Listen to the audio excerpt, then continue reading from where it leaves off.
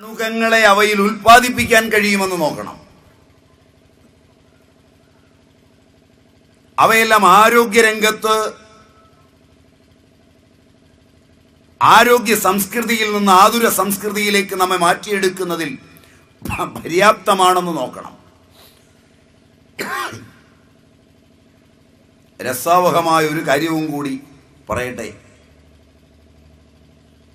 ഇന്ത്യയിലെ പ്രസിദ്ധമായ ഒരു പതോളജിസ്റ്റിനെ പോയി ഒരാൾ കണ്ടിട്ട് അയാളോട് ചോദിച്ചു, ഒരു പേപ്പർ പ്രസന്റ് ചെയ്യാനാണ്, ഫ്രിഡ്ജിലും ഫ്രീസറിലും ഒക്കെ അണുകങ്ങൾ വളരും, ഇന്ന വൈറസ്, ഇന്ന അമീബ, ഇന്ന ബാക്ടീരിയ അവയിലാണ് വളരുന്നത്. നിങ്ങൾ എന്താണ് ഇത് പ്രസിദ്ധീകരിക്കാത്തത്? അയ്യോ, അത് ചെയ്യാൻ പാടില്ല. നമ്മുടെ സാമൂഹിക പുരോഗതിയിൽ വളരെ പങ്കുവഹിക്കുന്ന ഒന്നാണത്. ശരി, നിങ്ങൾക്കിപ്പോൾ അതൊന്ന് എഴുതിത്തരാമോ, ഇന്നതൊക്കെ വളരുന്നത് അതിലാണെന്ന്? ഇല്ല, തരാൻ പറ്റില്ല. മറ്റൊരു പ്രശസ്തമായ ലാബിൽ ചെന്ന് ഒരു കേണൽ അവരോട് പറഞ്ഞു, ഞങ്ങളുടെ ഡെറാഡൂൺ ക്യാമ്പിൽ -3 ഡിഗ്രി സെന്റിഗ്രേഡിൽ വരെ തണുപ്പെത്തും. അവിടെ ഞങ്ങളുടെ ഗോതമ്പും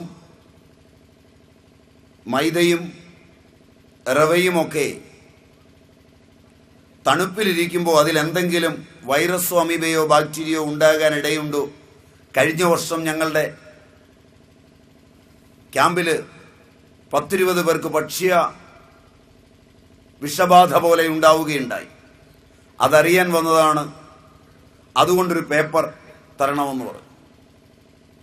അപ്പോൾ അവരെഴുതി കൊടുത്തു, തണുപ്പിലാണ് ഇതെല്ലാം വളരുന്നത്. ആദ്യത്തത് എന്താണ് എഴുതാത്തത്? നമ്മുടെ വ്യാവസായിക പുരോഗതിക്ക് ആ അറിവുകൾ വിലങ്ങുതടിയാണ്. അപ്പോൾ അത് ആരോഗ്യത്തിന് വിലങ്ങുതടിയാവുന്നില്ലേ? അത് സാരമില്ല എന്ന ഉത്തരമാണ് ഉണ്ടായത്. ഇവിടെയാണ് നിങ്ങൾ ചെറുപ്പം കളഞ്ഞ് പഠിക്കുമ്പോൾ ആദ്യം ശ്രദ്ധിക്കേണ്ടത്.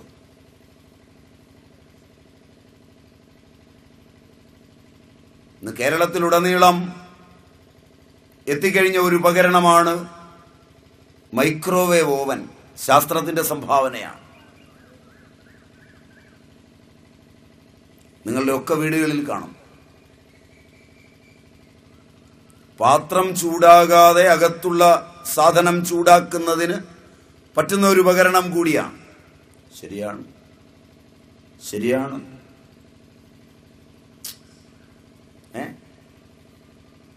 അതിൽ ചൂടാക്കി കഴിക്കുമ്പോൾ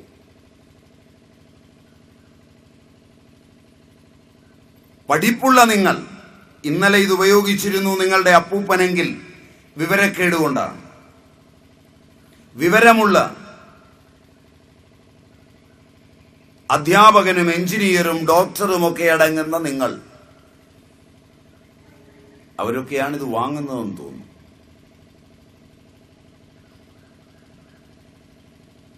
അവരൊക്കെയാണിത് വീട്ടിലേക്ക് വാങ്ങിക്കൊണ്ടുവരുന്നതെന്ന് തോന്നുന്നു. അല്ല,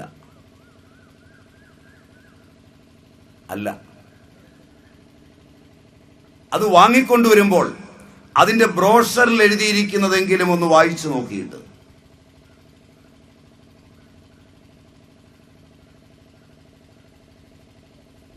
അത് ടിഷ്യൂവിനെയാണ് കൈനറ്റിക് എനർജി ഉപയോഗിച്ച് ത്വരിതപ്പെടുത്തുന്നതെന്നും കണ്ടക്ഷനോ കൺവെക്ഷനോ റേഡിയേഷനോ അല്ല പ്രവർത്തിക്കുന്നതെന്നും, ടിഷ്യൂവിൽ നിന്ന് ടിഷ്യൂവിലേക്ക് ഊർജം കടത്തിവിട്ട് വേവിച്ചെടുക്കുമ്പോൾ ഒരണുകങ്ങളെങ്കിലും ചാകുന്നില്ലെന്നും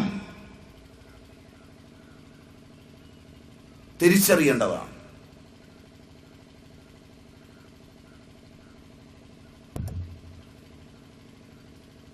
എളുപ്പത്തിനൊരു ബ്രെഡ് എടുത്ത് ഉറുമ്പ് നിറച്ച് കയറിക്കഴിഞ്ഞ് എടുത്തു വെച്ചൊന്ന് ചൂടാക്കി നോക്കുക. ഒരു ഉറുമ്പ് പോലും ചാവില്ല. ബ്രെഡ് മൊരിയും.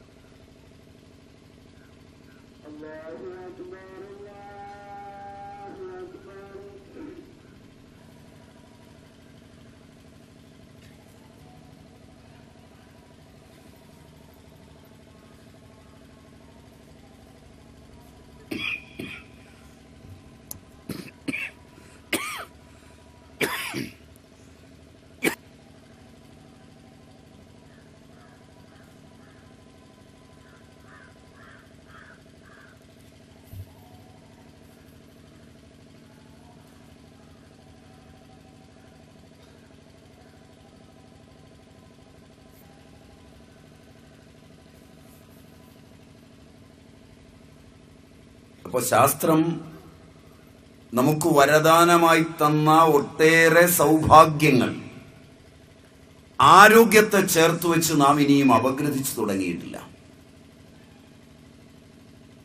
വിദ്യാഭ്യാസം കൈവന്നിട്ടും അതറിഞ്ഞിരുന്നെങ്കിൽ നാം ഒരു ബ്രെഡ് എടുത്തു വെച്ച് മൊരിക്കുമ്പോൾ അതിലെ ഉറുമ്പ് ചാകാതിരിക്കുമ്പോൾ നമ്മുടെ അമ്മയും അപ്പൂപ്പനുമൊക്കെ അത് നോക്കിക്കാണുമായിരുന്നു. എന്താ ഈ ബ്രെഡ് മൊരിഞ്ഞിട്ടും ഉറുമ്പ് ചാകാത്തതെന്ന്. എട്ടുകാലി അതിൽ ചാകാത്തത് എന്താണ്? അങ്ങനെയെങ്കിൽ സൂക്ഷ്മങ്ങളായ അണുകങ്ങൾ അവയിൽ ചാകുന്നുണ്ടോ നാം പരിശോധിക്കുമായിരുന്നു. പക്ഷെ വിദ്യാഭ്യാസം കൊണ്ട് നമ്മുടെ ഒബ്സർവേഷനും സാമാന്യജ്ഞാനവും കോമൺ സെൻസ് പൂർണ്ണമായി നാം പണയപ്പെടുത്തി കഴിഞ്ഞിരിക്കുന്നു.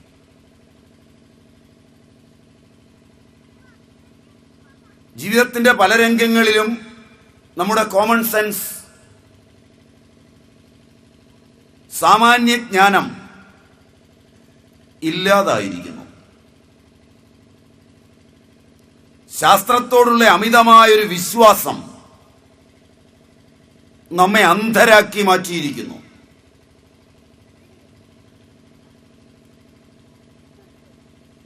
മതത്തിന്റെ അന്ധവിശ്വാസങ്ങൾ,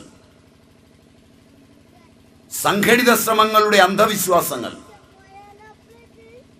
ശാസ്ത്രത്തിന്റെ അന്ധവിശ്വാസങ്ങൾ, ഇവയെല്ലാം ഒന്നുപോലെ അപകടകരമാണെന്ന് അറിയുന്നതിനു പകരം അവയിൽ ഓരോന്നിനെയും താലോലിച്ച് മൃത്യുവിലേക്ക് പോകുവാൻ നാം വിധിക്കപ്പെട്ടിരിക്കുന്നു. അല്ലെങ്കിൽ നാം ഇവയൊക്കെ വാങ്ങിവെക്കുമ്പോൾ ആദ്യം ആലോചിക്കുമായിരുന്നു, ഈ കയറ്റിക്കൊണ്ടിരുന്ന വസ്തു എന്റെ വൈയക്തിക ആരോഗ്യത്തിൽ എങ്ങനെ ആയിരിക്കും, എന്റെ സാമൂഹിക ആരോഗ്യത്തിൽ എങ്ങനെയായിരിക്കും. ഇവയെല്ലാം നാം വാങ്ങുന്നത് ആഡംബരത്തിന്റെയോ ആലസ്യത്തിന്റെയോ ശാസ്ത്രാഭിനിവേശത്തിന്റെയോ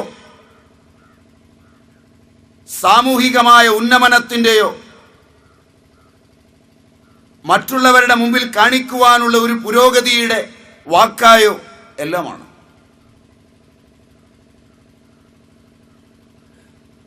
ഒരു വ്യക്തിയും ഒരു കുടുംബവും ഒരു സമൂഹവും എപ്പോഴാണോ പ്രതിബദ്ധതയോടുകൂടി തന്റെ വൈയക്തികവും സാമൂഹികവുമായ ആരോഗ്യത്തെ ചിന്തിച്ചുകൊണ്ട്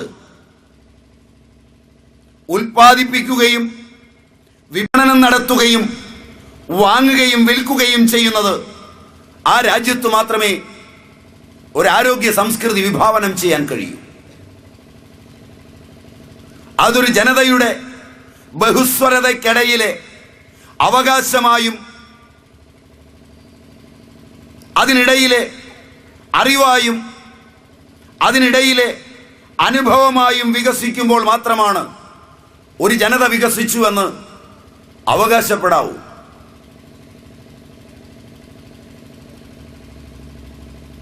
അതല്ലാതെ വാങ്ങിക്കൂട്ടിയ ഭൗതിക സുഖഭോഗത്തിന്റെ വർണ്ണ പ്രപഞ്ചം കണ്ട് ഒരു രാജ്യം വികസിച്ചിരിക്കുന്നു എന്നെണ്ണിയാൽ ആ രാജ്യം രോഗികളുടെയും ജീവിത താളം നഷ്ടപ്പെട്ട ഉന്മാദികളുടെയുമായി മാറും.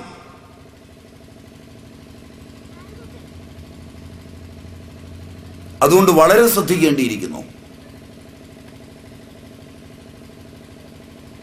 ശാസ്ത്രീയമായ പുരോഗതിയുടെ പേരിലാണ് നാം പലതും ഇന്ന് വാങ്ങുന്നത്. നേരത്തെ ഞാൻ പറഞ്ഞു, പലതും ഔട്ട്സോഴ്സ് ചെയ്ത് കാർഷിക വ്യാവസായിക പുരോഗതി ഒന്നിച്ചു വന്നപ്പോൾ ഇന്ന് 27 ദിവസം കൊണ്ട് വളർത്തിയെടുത്ത് നിൽക്കുന്ന കോഴിയാണ് നിങ്ങൾക്ക് കിട്ടുന്നത്. ഒരു ലോറി ഒന്നിച്ചാണ് ഒരു ഗ്രാമത്തിലേക്ക് വരുന്നത്. ഇന്ന് കാലിക്കടവിൽ 3 ലോറിയെങ്കിലും വന്നിട്ടുണ്ടാവും. അങ്ങനെ പറയാവോ? അങ്ങനെ പറയാവോ? അങ്ങനെ പറയാവോ? അത് വിൽക്കുന്നവർ, അത് ഡ്രസ് ചെയ്യുന്നവർ, അതിനെ പാകം ചെയ്യുന്നവർ, അത് വാങ്ങി കഴിക്കുന്നവർ, അത് എളുപ്പത്തിൽ വാങ്ങിച്ച് പാചകം ചെയ്ത് ഫ്രിഡ്ജിൽ സൂക്ഷിക്കുന്നവർ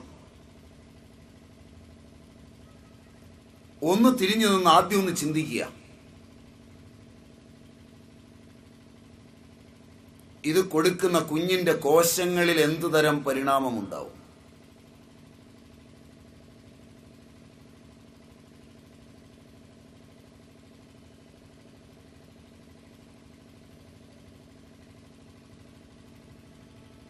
എന്നെ കേൾക്കുന്നവരിലെ പ്രായം ചെന്നവർക്ക് ഓർമ്മയുണ്ടെങ്കിൽ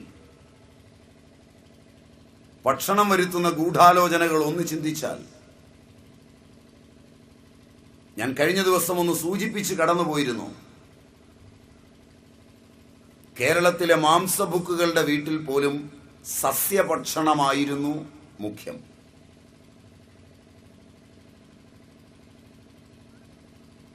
സമീപത്തുള്ള ഹോട്ടലുകളിലോ ചായക്കടകളിലോ ചെന്നാൽ ഉച്ചയ്ക്ക് ചോറ് തരുമ്പോൾ സ്പെഷ്യൽ എന്ന പേരിലാണ് ഒരു കഷ്ണം മീനോ ഒരു കഷ്ണം ഇറച്ചിയോ ഒരു തവി ചാറോ തന്നിരുന്നത്. അതിലിരിക്കുന്നവർ കുറച്ച് പ്രായമായവരാണെന്ന് തോന്നുന്നു. ശരിയാണോ? ശരിയാണോ? അവർക്ക് പറയാം, തലകുലിക്കിയാൽ എനിക്കേ കാണുള്ളൂ. വീടുകളിൽ വിശേഷാവസരങ്ങളിൽ ഒന്നും മത്സ്യമാംസങ്ങൾ ഉണ്ടായിരുന്നില്ല.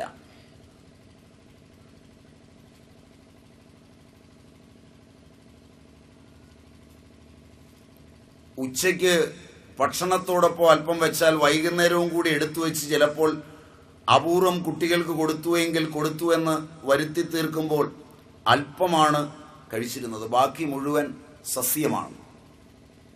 ചോറ്, ഇതര കറികൾ എല്ലാം സസ്യമാണ്. അന്നൊരു കുട്ടി വളർച്ച പ്രാപിക്കാൻ എടുത്ത സമയമൊന്ന് ആലോചിക്കുക. ആ കസേരയിലിരിക്കുന്ന മാന്യന്മാർ ലജ്ജയില്ലാതെ ഒരു 7 വയസ്സുവരെ എങ്കിലും മിനിമം നൂലുബന്ധമില്ലാതെ വീട്ടിലും പറമ്പിലും പുറത്തും നടന്നിട്ടുണ്ട്.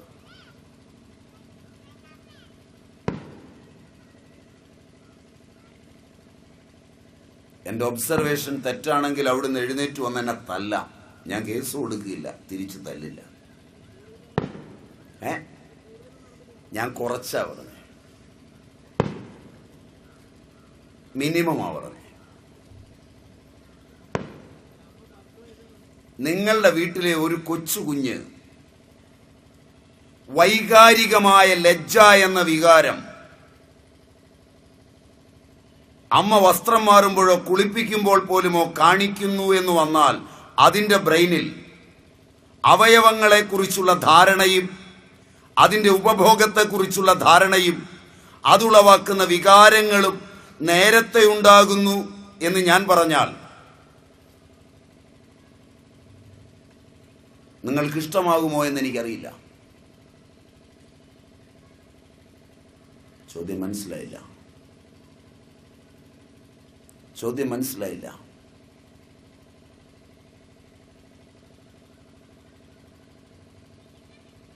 ഇത് ആരോഗ്യരംഗത്തുണ്ടാക്കുന്ന അനാശാസ്യമായ സാമൂഹിക പ്രശ്നങ്ങളും വൈയക്തിക പ്രശ്നങ്ങളും മസ്തിഷ്കത്തിന്റെ താളമേള ക്രമങ്ങളിൽ വരുത്തുന്ന വൈകാരികതയുടെ അസന്തുലിതാവസ്ഥകളും ഒട്ടു വളരെയാണിന്ന്.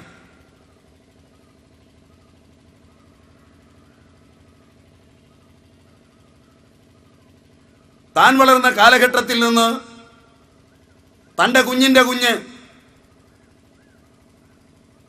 ഇത്തരമൊരു മാനസികാവസ്ഥയിലേക്ക് മാറുമ്പോൾ ഇത് സാമൂഹികതയിൽ, വൈയക്തികതയിൽ, കുടുംബത്തിൽ ഭാവിയിൽ ആശാവഹമാണോ എന്ന് ചിന്തിക്കുവാൻ, അത് ഒബ്സർവ് ചെയ്യുന്ന ഒരു പിതാവിന്, ഒരു പിതാമഹന്, ഒരു മാതാവിന്, ഒരു മാതാമഹിക്ക് കഴിയുന്നില്ല എങ്കിൽ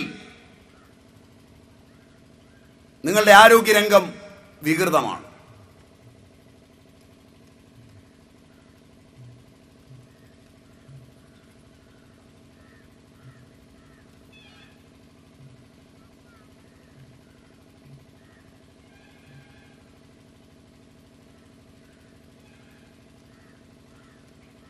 ഞാൻ അല്പം കൂടെ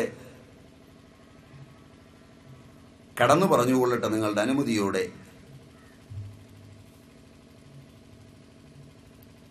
ഒരു സ്ത്രീയോ പുരുഷനോ ഒരുമാതിരി പ്രായപൂർത്തി എത്തിയിരുന്നതും പ്രായപൂർത്തി എത്തിയ വൈകാരികതയിൽ എത്തിയിരുന്നതും 16 വയസ്സു കഴിഞ്ഞ് മാത്രമാണ്. വ്യാവസായിക, കാർഷിക, സാമൂഹിക പുരോഗതിയുടെ ഭക്ഷണ നയങ്ങൾ രംഗപ്രവേശം ചെയ്യുന്നതിന് മുമ്പ് 1970-കൾ വരെ ഒരു 38 കൊല്ലം പുറകോട്ട് പോകാൻ പ്രായമുള്ളവർ ഇവിടെ ഇരിപ്പുണ്ട്. 38 സംവത്സരങ്ങൾക്ക് മുമ്പ്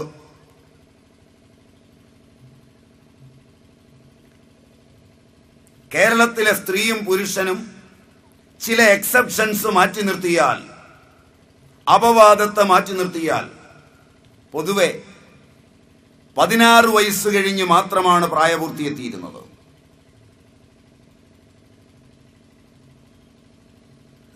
നൂറ്റാണ്ടുകൾ പഴക്കമുള്ള ആയുർവേദ ശാസ്ത്രത്തിന്റെ ഗ്രന്ഥങ്ങളിലെല്ലാം കൗമാരഭൃത്യം 16 വയസ്സ് വരെയാണ്. ബാലചികിത്സ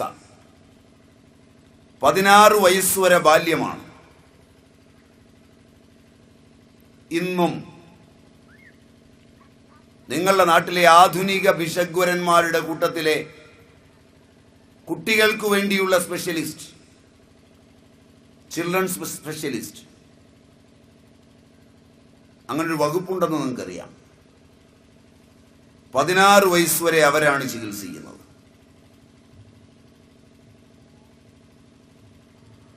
കാരണം 16 വയസ്സുവരെ ബാല്യമാണ്. 1970 ശേഷം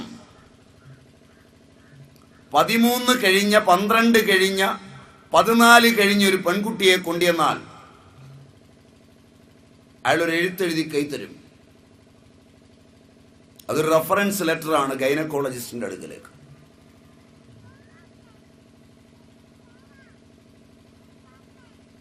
ഈ കുട്ടിയുമായി പോകുമ്പോൾ ആ കുട്ടിയുടെ അച്ഛനോ അമ്മയോ 19-ാമത്തെ വയസ്സിൽ, 20-ാമത്തെ വയസ്സിൽ, 17-ാമത്തെ വയസ്സിൽ, 18-ാമത്തെ വയസ്സിൽ താനും തന്റെ സമൂഹവും അന്ന് സ്ത്രീയാണെന്ന് അറിയിച്ചുവെങ്കിൽ ഏതാണ്ട് ഒരു 6 കൊല്ലം പുറകോട്ട് വന്ന് 13-ഉം 14-ഉം വയസ്സിൽ തന്റെ കുട്ടി ഈ പ്രായത്തിൽ എത്തിയിരിക്കുന്നു. ഇതൊരു സാമൂഹിക പരിണാമമാണോ? ഇത് ആരോഗ്യരംഗത്തുണ്ടാക്കാവുന്ന വൈകല്യങ്ങൾ എന്തൊക്കെയാണ് എന്ന് ചിന്തിക്കുമായിരുന്നു. പുരോഗതിയുടെ ഫലമായി തീർന്ന വസ്ത്രധാരണ രീതികൾ, പുരോഗതി കൊണ്ടുവന്ന കലകൾ, പുരോഗതി കൈത്തലത്തിലെത്തിച്ച റിയാലിറ്റി ഷോകൾ, പുരോഗതിയുടെ ഫലമായി നാം നേടിയെടുത്ത വിദ്യാഭ്യാസ സംസ്കാരങ്ങൾ, പുരോഗതി കൊണ്ട് നാം വളർത്തിയെടുത്ത ഒട്ടേറെ കലാരൂപങ്ങൾ, സാഹിത്യരൂപങ്ങൾ, പുരോഗതിയുടെ ഫലമായി നാം വീട്ടിലേക്ക് ആനയിച്ചു കൊണ്ടുവന്ന ഭക്ഷണ രീതികൾ, ഇവയെല്ലാം കുട്ടിയുടെ കോശത്തിന്റെ പരിണാമത്തിൽ, മിറ്റോസിസിൽ, ക്രമഭംഗത്തിൽ വരുത്തിവെച്ച പരിണാമങ്ങൾ ആശാവഹമാണോ അനാശാസ്യമാണോ എന്ന് ചിന്തിക്കുവാൻ ഒരമ്മയ്ക്ക് കഴിഞ്ഞില്ലെങ്കിൽ, ഒരച്ഛന് കഴിഞ്ഞില്ലെങ്കിൽ, ഒരു ബിഷഗ്വരന് കഴിഞ്ഞില്ലെങ്കിൽ, കുട്ടിയെ റഫർ ചെയ്യുന്ന ഒരു ചിൽഡ്രൻസ് സ്പെഷ്യലിസ്റ്റിന് കഴിഞ്ഞില്ലെങ്കിൽ, ആ രംഗങ്ങൾ കാണുന്ന ഒരു സാമൂഹ്യ പ്രവർത്തകന് കഴിഞ്ഞില്ലെങ്കിൽ, ഒരു മതനേതാവിന് കഴിഞ്ഞില്ലെങ്കിൽ, ഒരു സാഹിത്യകാരനും കലാകാരനും കഴിഞ്ഞില്ലെങ്കിൽ, അവനെല്ലാം ഈ കച്ചവടത്തിന്റെ ഭാഗമായി മാറുക മാത്രമാണ്. അവന്റെ അന്തരംഗങ്ങൾ ഈ പരിണാമം കൊണ്ട് വേദനിക്കുന്നില്ലെങ്കിൽ നാളെ ഈ മണ്ണിനെ ശാസ്ത്രത്തിന്റെ ഉത്സുകങ്ങളായ ലോകങ്ങളിലേക്ക് നയിക്കുവാൻ, ശാസ്ത്രത്തിന്റെ ഗർത്തങ്ങൾ താണ്ടുവാൻ കഴിവുള്ളവൻ ജനിക്കുകയില്ല എന്നുള്ളത് തീർച്ചയാണ്.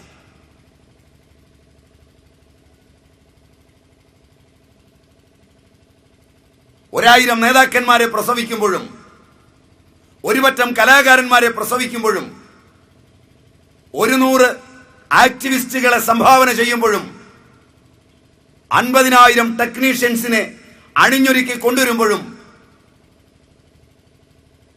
ആടയാഭരണങ്ങളോടുകൂടി അവരെയെല്ലാം ആദരിക്കുമ്പോഴും, നാളെ ഈ മണ്ണിനെ സുഫലയാക്കി തീർക്കുവാനുള്ളവൻ ശാസ്ത്രകാരനായി ജനിക്കണമെങ്കിൽ അതിനുള്ള നിരീക്ഷണ പാടവമുള്ള ഒരു സമൂഹം തയ്യാറാകേണ്ടതുണ്ട്. അവിടെയാണ് മാറുന്ന ജീവിതത്തിനു മുമ്പിൽ മറയുന്ന ആരോഗ്യം ശക്തമായിത്തീരുന്നത്.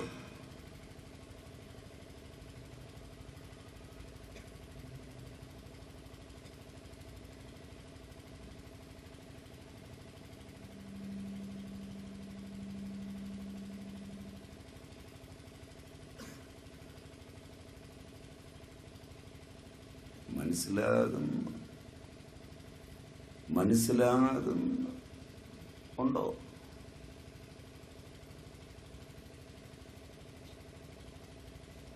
മനസ്സിലാകുമോ?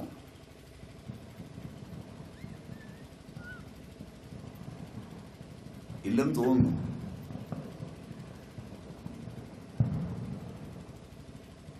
ചോദിച്ചാൽ പറയുന്ന അപ്പുമാഷ് മാത്രമാ. എങ്ങനെയുണ്ട് അപ്പുമാഷേ?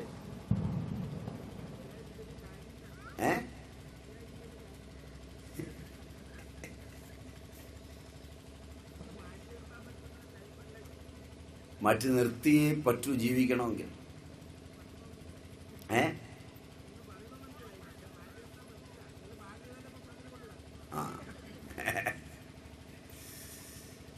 അതുകൊണ്ട്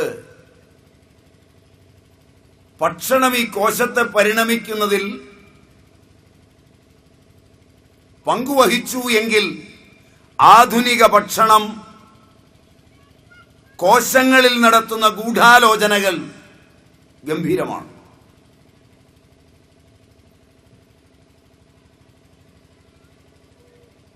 ഒരു പറ്റം അന്വേഷണം നിങ്ങൾക്ക് നടത്താം. മെഴുകിയ തറയുള്ള നിങ്ങളുടെ വീടുകളിൽ പുകയോട് മത്സരിച്ച് ജീവിച്ച അമ്മമാർ 4 മുതൽ 15 വരെ പ്രസവിച്ചു കഴിഞ്ഞിട്ട്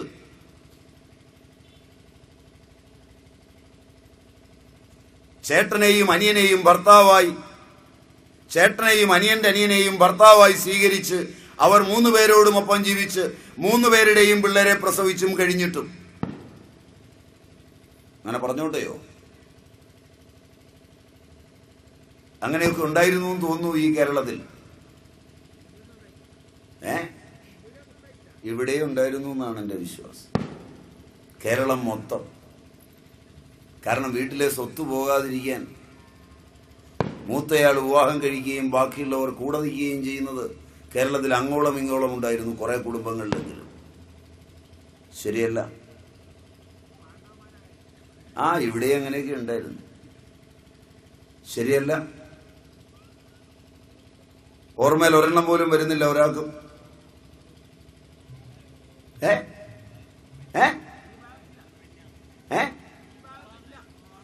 ഞാൻ കുറവാണോ കൂടുതലാണോ എന്ന് ചോദിച്ചില്ല, ഒരെണ്ണമെങ്കിലും ഉണ്ടായിരുന്നു എന്നാ ചോദിച്ചു.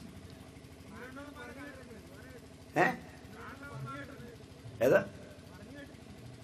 പഴയ കാലത്ത് ഇങ്ങനെയൊക്കെ ഉണ്ടായിരുന്നു എന്നാ? പിന്നെ പഴയ കാലത്ത് ഇങ്ങനെയൊക്കെ ഉണ്ടായിരുന്നു. എന്നിട്ടും ബ്രസ്റ്റിലെ ക്യാൻസർ, യൂട്രസിലെ ക്യാൻസർ, ഓവറിയിലെ ക്യാൻസർ, മുതലായവ 30, 35, 40 വയസ്സിൽ ബാധിച്ചിരുന്ന സ്ത്രീകളുടെ എണ്ണം 70 വരെ എത്രയുണ്ടായിരുന്നു എന്ന് നോക്കിയാൽ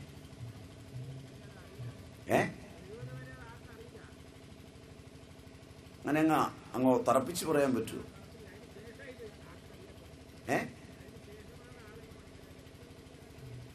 1960 ഇതിനുള്ള ഡോക്ടർമാരൊക്കെ രംഗത്ത് വന്നു കഴിഞ്ഞു.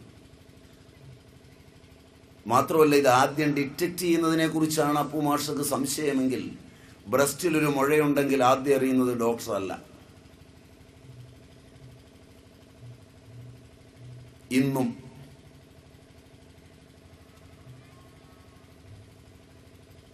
അത് പൊട്ടിപ്പഴുക്കാൻ തുടങ്ങിയാൽ വീട്ടിലുള്ളവരൊക്കെ അറിയും.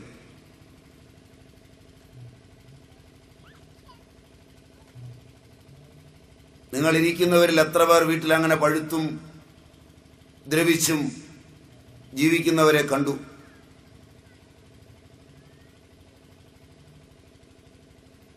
അവിടെയാണ് നിങ്ങൾ ശാസ്ത്രത്തിന് അനുഗുണമായി വാക്കുകൾ ഉതിർക്കുമ്പോൾ ഒരു അന്ധവിശ്വാസം പോലെ നിങ്ങളുടെ ഉള്ളിലേക്ക് ഒരറിവ് കടന്നു വരുന്നത്. ഡോക്ടർ ഉള്ളത് കൊണ്ടല്ല രോഗം ഡിറ്റക്ട് ചെയ്യുന്നത്. രോഗി ഏതെങ്കിലും ഒരു വിഷമം തിരിച്ചറിയുന്നത് കൊണ്ടാണ് രോഗം അറിയുന്നത്. ശരിയല്ല? ശരിയല്ല? ആരോഗ്യമുള്ള ഒരുത്തൻ പോയി അവന്റെ ശരീരം മുഴുവൻ ആഴ്ചതോറും ചെക്കപ്പ് ചെയ്യുകയോ ഡോക്ടർമാർ വീട് തോറും കയറി ചെക്കപ്പ് ചെയ്ത് രോഗമുണ്ടെന്ന് നിർണയിക്കുകയോ അല്ല. ഇന്നും അന്നും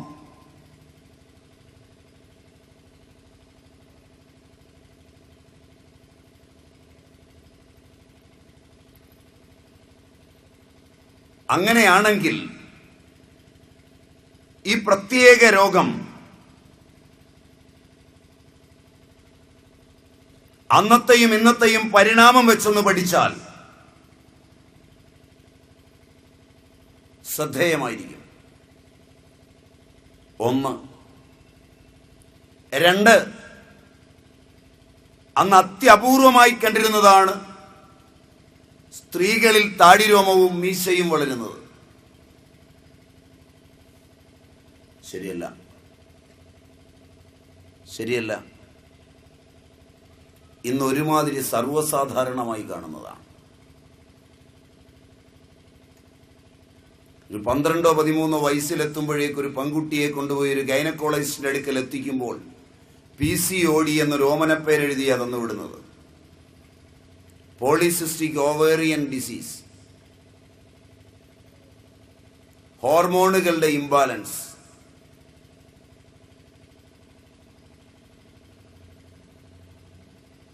അമ്മയ്ക്കും അമ്മൂമ്മയ്ക്കും ഒന്നുമില്ലാത്ത ഈ പരിണാമം ഇന്നൊരു പെൺകുട്ടിയിലേക്ക് എത്തിച്ചേർന്നത് എങ്ങനെയാണ്?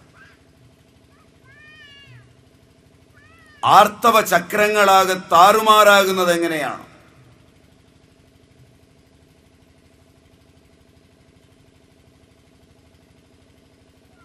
ജീവിതത്തിന്റെ രംഗവേദികൾ മാറി മറിയുന്നത് എങ്ങനെയാണ്?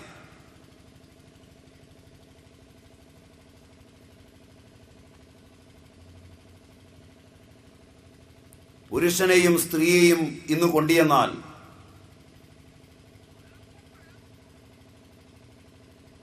TSH മാറ്റമുണ്ടാകുന്നു. Thyroid stimulating hormone കണ്ഠഗോളകങ്ങളിൽ.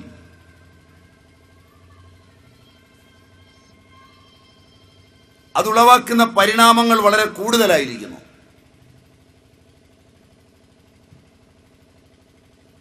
ഇവയൊക്കെ ഈ പുരോഗതിയോടൊപ്പം ഒരപഗ്രഥന പഠനത്തിന് വിധേയമാക്കിയാൽ ശ്രദ്ധേയമായ ചില അറിവുകളെങ്കിലും നമുക്ക് ലഭിക്കുമോ എന്ന്. ആഹാരത്തിൽ വന്ന വൈചിത്ര്യം, ആഹാരം വ്യാവസായികമായ പുരോഗതിയിലേക്ക് എത്തിച്ചപ്പോൾ 2 കൊല്ലം കൊണ്ട് വളരുന്ന ജീവികളെ 27 ദിവസം കൊണ്ട് വളർത്തിയെടുക്കുവാനും 6 മാസം കൊണ്ട് വളർത്തിയെടുക്കുന്ന വിത്തിനങ്ങൾ 3 മാസം കൊണ്ട് വളർത്തിയെടുക്കുവാനും ഉള്ള പുരോഗതിയിലേക്ക് മാറിയപ്പോൾ ആ വളർച്ച പ്രാപിച്ച വിത്തിനങ്ങളും ആ വളർച്ച പ്രാപിച്ച ജീവജാലങ്ങളും നമ്മുടെ ആഹാരമായി മാറുമ്പോൾ അവയിൽ സംഭൂതമായിരിക്കുന്ന ഹോർമോണുകൾ നമ്മുടെ കോശങ്ങളെ വാർദ്ധക്യരചനയിലേക്ക് വളർത്തുമോ എന്ന്.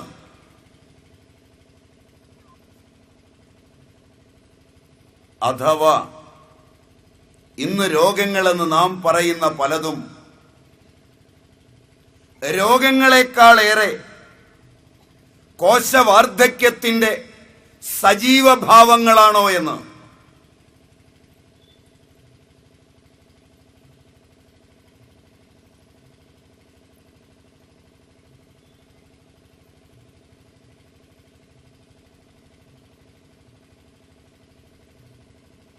ഇന്ന് പരക്കെ 1-ാം ക്ലാസ്സിലും 2-ാം ക്ലാസ്സിലും 3-ാം ക്ലാസ്സിലുമൊക്കെ പഠിക്കാൻ പോകുമ്പോൾ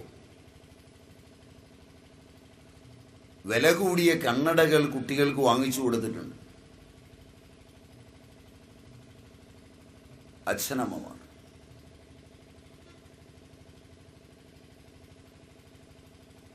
കുട്ടികളെയും കൊണ്ട് വാസൻ ഐ ക്ലിനിക്കിലേക്ക് പോകുമ്പോൾ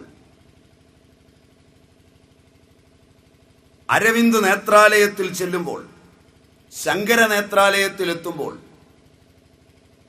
4 വയസ്സുള്ള കുഞ്ഞിന് തിമിരമാണെന്ന് കാറ്ററാക്റ്റ് എന്ന് എഴുതി കൊടുക്കുമ്പോൾ ആ എഴുതി കൊടുക്കുന്ന ഭിഷഗ്വരനും ആ എഴുതി വാങ്ങിച്ച് അടുത്ത ആഴ്ചയിലോ അതിനടുത്ത ആഴ്ചയിലോ ശസ്ത്രക്രിയയ്ക്ക് വിധേയനാകാൻ പറയുമ്പോൾ ആ എഴുതി വാങ്ങിക്കുന്ന അച്ഛനും അമ്മയ്ക്കും ഒരു സത്യമറിയാതിരിക്കില്ല. എൻ്റെ അച്ഛന് 55 വയസ്സായിട്ടും ഇനിയും തിമിരം ബാധിച്ചു കഴിഞ്ഞിട്ടില്ല. എൻ്റെ പൊന്നോമനപുത്രന് 2.5 വയസ്സിൽ തിമിരം ബാധിച്ചിരിക്കുന്നു. തിമിരം ഒരു വാർദ്ധക്യജന്യ രോഗമാണ്.